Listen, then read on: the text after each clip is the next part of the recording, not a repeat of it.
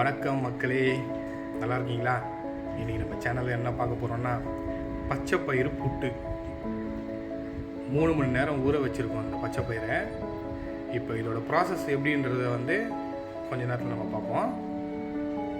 இந்த பச்சை பயிரை 3 மணி நேரம் ஊற வச்சுட்டு இதை நல்லா கழுவி அலசி எடுத்துகிட்டு வந்துருக்குறோம். இப்போ இதை நம்ம கிரைண்டர் இருந்தால் கிரைண்டரில் போட்டு அரைக்கலாம். நான் மிக்சியில் அரைக்க போகிறேன். இது குவான்டிட்டி 1/2 கிலோ அளவுக்கு தான் இருக்குது. உங்களுக்கு எவ்வளோ தேவையோ அந்த அளவுக்கு நீங்கள் போட்டுக்கணும். ஏன்னா நம்ம இந்த பச்சை பயிரை நல்லா அரைச்சின்னு வந்துட்டோம். இப்போ பாருங்கள் எப்படி இருக்குது. இட்லி மாவு பதத்தில் இது இருக்கணும்.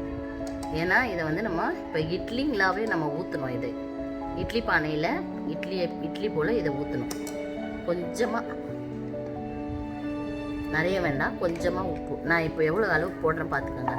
ஏன்னா எனக்கு ஸ்பூனில் வராது, கை தான் எனக்கு அளவு, அதனால் அந்த அளவுக்கு போட்டுருக்குறேன். ஏன்னா இது இனிப்பான பலகாரன்றதுனால உப்பு அளவு போதும். அதுவே அதிகமாக இருக்கும்னு நான் நினைக்கிறேன். இப்போ பார்த்தீங்கன்னா இங்கே பாருங்கள், இட்லி பாத்திரத்தில் நான் ஊற்றி வச்சுட்டேன் இட்லிங்களா. இப்போ இது வெந்த பிறகு ஸ்டவ் ஆஃப் பண்ணிவிட்டு தேங்காய் தூள் போட்டு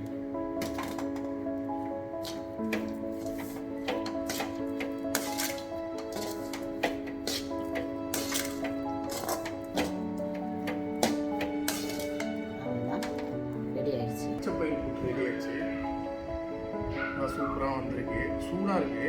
இது சூடோடு சாப்பிட்டா தான் நல்லாயிருக்கும். நீங்கள் சாப்பிட்டு பார்த்துட்டு எப்படி டேஸ்ட் எப்படி நீங்கள் சொல்லுங்கள்.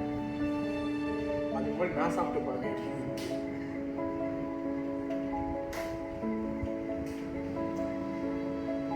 சூப்பராக வந்துருக்கு.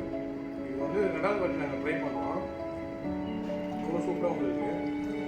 நீங்களும் அதை செஞ்சு பசங்களுக்கு கொடுங்க. வீட்டில் வீட்டில் பசங்களுக்கு எக்ஸாம் எழுதி இருப்பாங்க. அவங்க செஞ்சு காலையிலையும் கொடுக்கலாம், இல்லை ஈவினிங்கும் கொடுக்கலாம். சீக்கிரமாக கொடுத்தீங்கன்னா இன்னும் கொஞ்சம் நல்லா இருக்கும்.